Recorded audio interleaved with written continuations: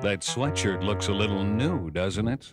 Well, it is. Sandy Penciller just ran into town to run for Congress. Seems he registered to vote here just days before he filed to run for office. Never lived here before. Still registered to vote in New York City. We've got a Washington congressman. We sure don't need a New York congressman.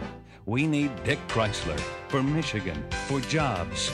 Nobody's congressman but ours. He's the positive change we need. Richard Austin's just not doing the job anymore. The lines are getting longer. The office needs modernizing. The news says after nearly a quarter of a century and at 81 years of age, it's time for a change. As your new Secretary of State, you won't see my picture behind the counter. You'll see me. We'll be using new technology, fresh ideas, and innovations, and I'll make this office work for you so you will never wait in line again. Republican Candace Miller, new ideas for Secretary of State. Congressman Bob Carr is one of the best at the incumbents game of Pac-Man. Since going to Congress back in 1974, Bob Carr has gobbled up nearly $2 million in special interest PAC money. Carr sucked up over $200,000 in 1990 when he didn't even have an opponent. And this year, Carr learned another game, gulping down a $35,000 pay raise he claims he was against. It's time to pull the plug on Carr's game and make a change.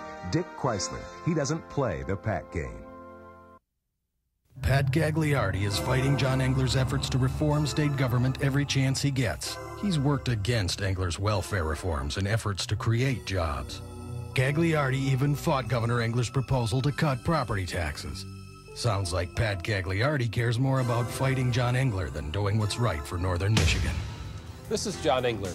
Michigan can't keep moving forward on jobs, welfare reform, and taxes unless we replace Pat Gagliardi. We need to elect Shannon Brower to the State House. If you're mad at Washington, here's a name to look for: Bill Ford.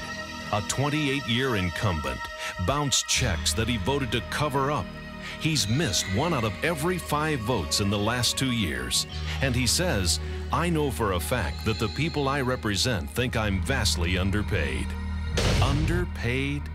Send Washington a message by giving Bill Ford the boot and elect Bob Geek to change the Congress.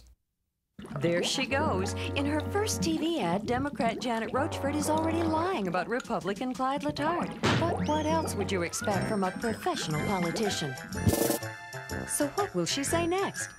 How far will she go?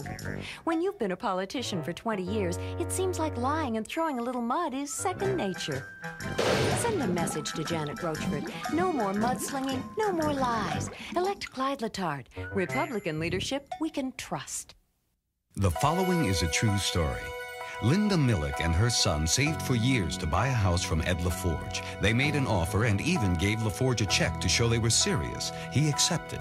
Before the purchase was completed, her son, her only child, was killed in an auto accident. She could no longer afford the house and needed the money back to pay for her son's funeral. LaForge said no and even threatened to sue for more. Ed LaForge, shame on you. How did an extremist like Steve Markman get on Michigan's Supreme Court? Never having been a trial judge, he was appointed in secret on orders of the insurance industry and large corporations. Now, he wants to get re-elected. Markman ruled that no one can sue drug companies for defective drugs that kill children. With Markman on the Michigan Supreme Court, none of us are safe. Vote no on Markman. Clifford Taylor was put on the Michigan Supreme Court by big business to protect wealthy corporations, Wall Street, and the insurance companies. He's carried out his assignment like a good soldier. Clifford Taylor recently ruled that in Michigan, women who are harassed at work with crude and intimidating sexual threats and later raped at work cannot sue their employer. Call Clifford Taylor and thank him for protecting wealthy corporations from suits by women who are sexually harassed and raped at work.